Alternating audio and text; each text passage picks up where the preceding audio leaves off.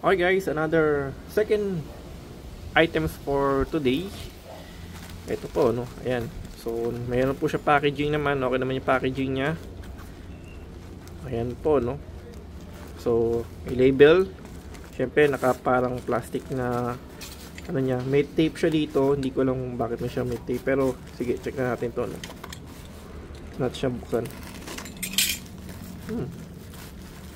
Okay, ano ba itong naman? Ayun, yung mga items guys. Ito na pala yun. So ano siya, halos ilang quantity ba to? 1? Okay. Isa lang siya, no? Check na natin dito. Okay, so meron tayong cable tie. May mga sukat po siya, 3 by 100 mm, no? 3 by 120, mas mahaba lang siya po. Ito mas maikli. Tapos meron tayo mga ito siya, no?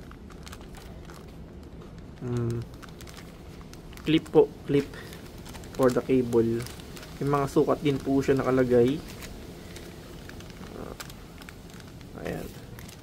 Ito din po, may clip po siya dito. Itong clip po na to para dyan sa cable tie yan eh. Pwede natin siyang isuot tapos itutunil siya dito. Ito naman po is para sa mga cable, no, cable na mismo. So may mga sukat po siya. Medyo matigas siya ng ano. Check natin yung isang piraso para mas makita natin. So let's try ito. Ito po yung diameter nya. Ayan, halos tingin ko isa siyang mga siguro mga 16, no? 16 AWG. Pakapuka siya dito. Ayan, sa diameter po. Tapos pwede siyang itornilyo dito. Ayan. So at least secured yung ating mga kable o wire, no?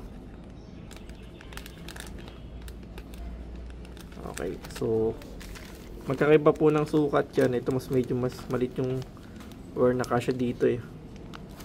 Tapos dito medyo mas malaki. Ito parang ito yung ano, mas malaki. O yung bilog niya. Okay. So yun, thank you for watching po, no?